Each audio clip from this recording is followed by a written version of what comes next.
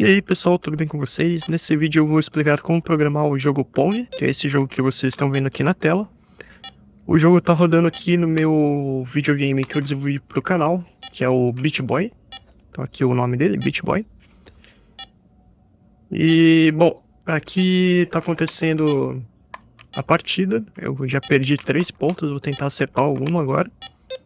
Então consegui rebater a bolinha e vamos ver se a gente consegue marcar um ponto.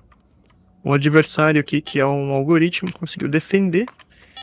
E aqui eu tô rebatendo de novo, né? A cada vez que a bola rebate em uma dessas barras, acontece que a bola pode mudar de ângulo de ataque, né? Então agora ela mudou para um ângulo mais agressivo, a gente conseguiu marcar um ponto. Apertando o botão aqui do meio, que é o botão de menu, a gente consegue entrar no menu de pausa do jogo. Na verdade o jogo ainda tá rodando lá atrás, mas a gente consegue restartar o jogo se a gente quiser. E aqui são essas as opções e mecânicas do jogo até o momento. Então, sem mais delongas, vamos para o código. Então, pessoal, a primeira coisa que vocês precisam fazer aqui é vir no meu repositório do GitHub. Então, começando pela página inicial, é essa tela aqui. Mas vocês vão entrar nesse repositório aqui, que é o Bytes Universe, que é o repositório do canal. Vindo aqui, nós temos uma pasta que é o Beat Boy, então é a primeira pasta aqui hoje. Então nós temos aqui o Beat Boy, entrando nessa pasta nós temos outras 3 pastas importantes. Mas as pastas que nós vamos utilizar aqui é o jogo vazio V1 e os jogos. Na verdade, os jogos é onde vai estar o código completo, né? Se vocês quiserem começar o arquivo do zero, vocês vão precisar utilizar aqui o jogo vazio V1. Então eu só vou mostrar o que tem aqui na pasta jogos. Nós temos outras 3 pastas, por enquanto, com os jogos que eu já fiz até o momento. Então, voltando aqui na hierarquia de pastas, nós vamos entrar na pasta jogo vazio V1. E essa pasta jogo vazio V1 tem todos os arquivos que a gente vai utilizar ali para fazer o jogo. Eu já fiz para poder facilitar a vida de vocês. Então vamos copiar todos esses arquivos aqui para alguma pasta que vocês queiram trabalhar com isso no computador de vocês. Eu já deixei no jeito aqui, então eu tenho a pasta jogo vazio V1 logo aqui. E a primeira coisa que a gente precisa fazer, isso se vocês quiserem, é mudar o nome do arquivo jogo vazio v1.ino. Então, vindo aqui, eu vou colocar o nome do nosso jogo, que é o jogo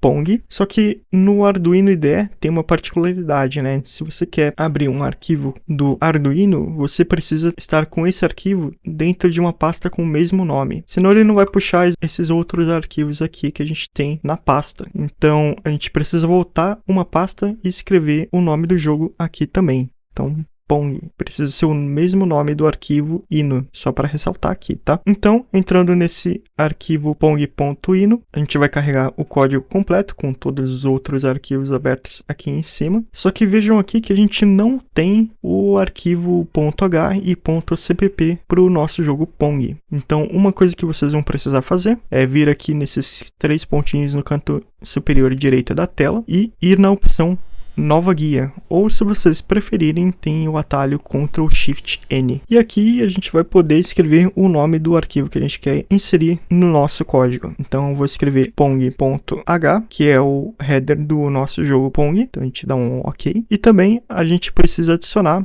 o pong.cpp, que é escrito dessa forma aqui. Uma outra coisa que é um detalhe aqui na hora de carregar o código para o Arduino é que a gente precisa ter 3 bibliotecas instaladas aqui para poder carregar as imagens para a nossa tela do videogame. E essas bibliotecas são feitas pelo Adafruit. Então, essas 3 bibliotecas são o Adafruit Father OLED, o Adafruit SH110X e o Adafruit SSD 1306. A gente consegue ver esse SSD 1306 sendo utilizado logo aqui na direita e também aqui no nosso display.h. Então, 2 coisas importantes que vocês precisam fazer é criar os arquivos pong.h e pong.cpp e instalar essas bibliotecas aqui do Adafruit para poder funcionar a tela no console de vocês. Sabendo disso, eu vou passar aqui para os slides para vocês entenderem de uma forma mais simplificada e também fica mais fácil para mim explicar aqui o código para vocês. Então aqui nós estamos no nosso arquivo pong.ino e nós temos aqui todos os outros arquivos já carregados. A primeira coisa que a gente precisa fazer nesse arquivo é fazer o include dos botões botões, que é o arquivo buttons.h, o include do display, que é a nossa tela, que é o display.h, o include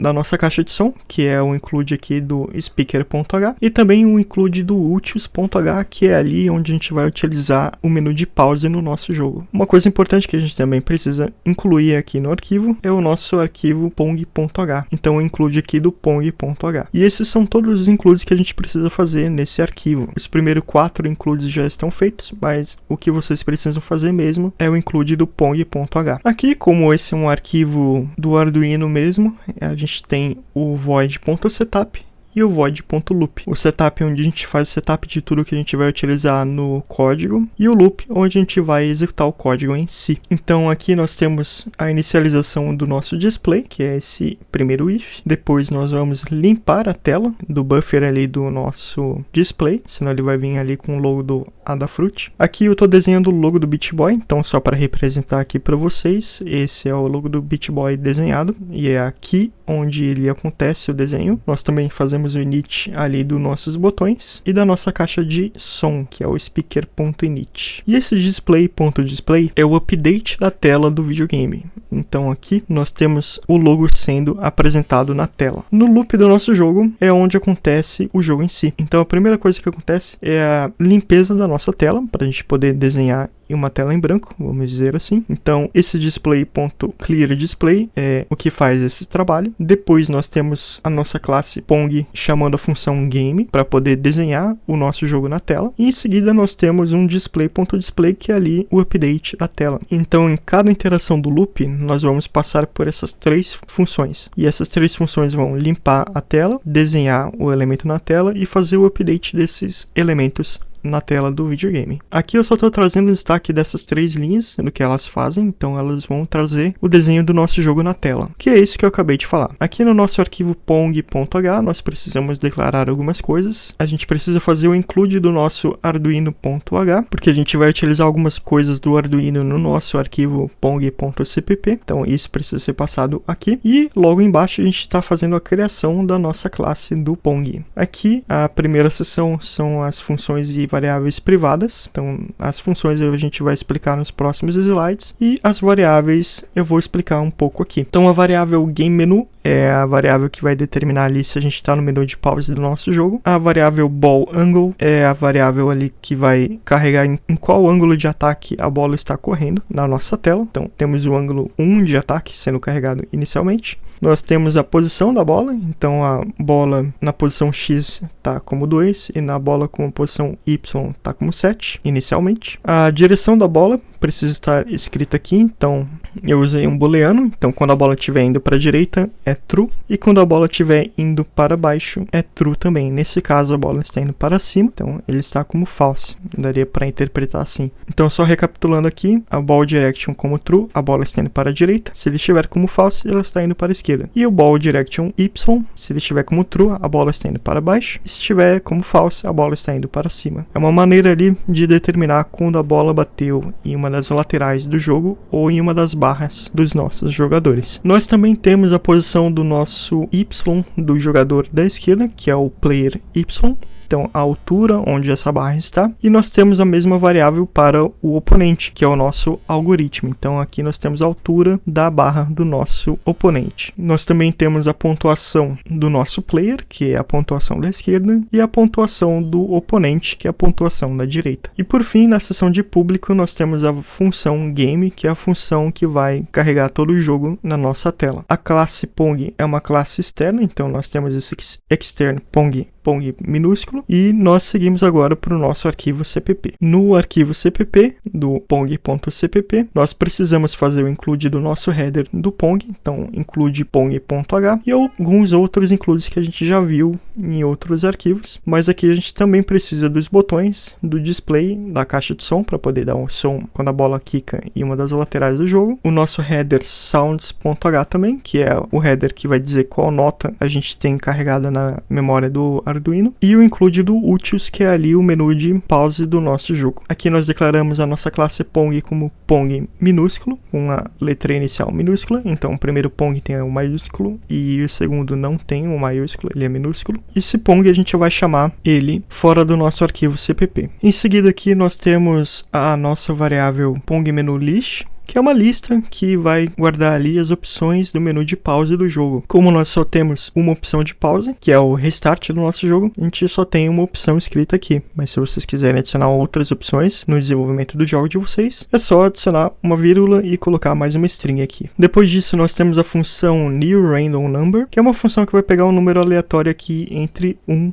e 3. Então a gente vai fazer um analog read no pino A0. O pino A0 é o pino analógico 0 do Arduino e ele tem um certo ruído ali na hora que ele está funcionando. E isso ajuda a gente a pegar um número realmente aleatório. Então esse random seed, ele vai vir com um ruído nesse pino e ele vai conseguir pegar realmente um número aleatório quando vai gerar um número randômico. A próxima função é a função restart game. Então a função restart game, ela vai trazer novamente as variáveis para as condições iniciais do nosso código e a gente vai ter um jogo novo sendo executado ali no momento do código. E aqui nós temos o nosso jogo completo, né? Eu até coloquei uma imagem aqui para poder explicar todo esse código, mas até que é algo bem simples o que está acontecendo aqui. Então as primeiras 4 linhas são as linhas ali que a gente vai escutar qual botão foi pressionado no nosso console. Então nós temos o botão setinha para cima, o botão setinha para baixo, o botão de menu e o botão A ali, que é o botão como se fosse o botão A do console do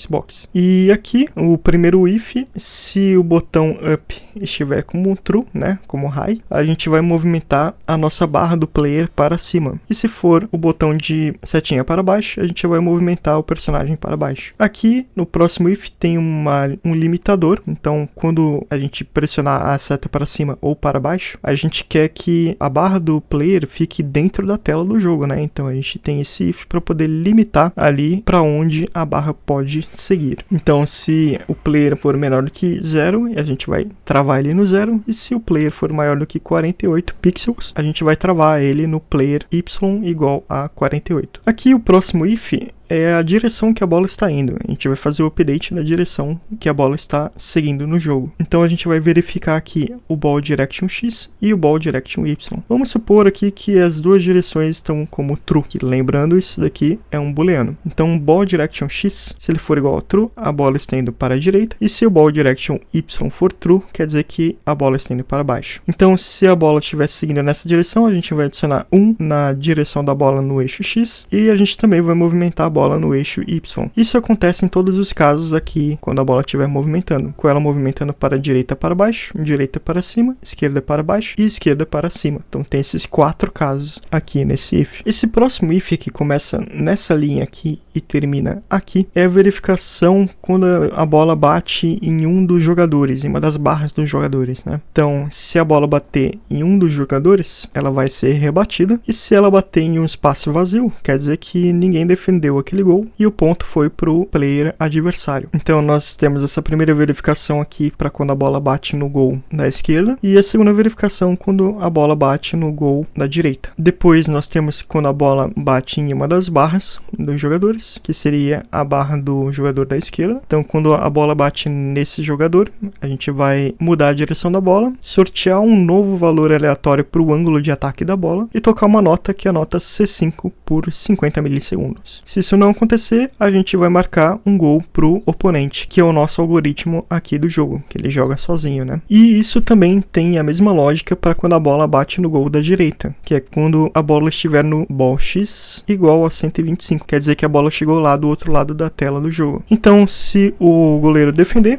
a gente vai mudar a direção da bola, sortear um novo ângulo de ataque para a bola e tocar uma nota, que é a nota C5 aqui no jogo. Agora, se o gol não for defendido, a bola vai voltar para o outro lado do campo na posição do nosso jogador e a pontuação vai ser acrescentada em 1. Isso também acontece aqui nesse else aqui de cima. Esse if aqui de baixo é a movimentação do nosso oponente, então o oponente aqui da direita. E ele se movimenta a partir da posição Y da bola. Então, bola Y, se ela for menor do que o oponente Y, quer dizer que ela está acima da barra do oponente, então ele vai tentar mover a barra para cima. E a mesma coisa acontece quando a bola está abaixo dessa barra. Ele vai tentar movimentar a barra para baixo. E dessa forma ele consegue defender o gol. As próximas 4 linhas de código aqui são o desenho de todos os elementos na tela. Então, o desenho da barra que a gente vai jogar, o desenho no meio da nossa tela e o desenho da barra do nosso oponente, assim como a bola. Então, a primeira linha é o desenho da barra que a gente vai jogar, o desenho da barra do nosso adversário, o desenho da bola e o desenho dessa linha central aqui da tela. Depois nós vamos escrever a pontuação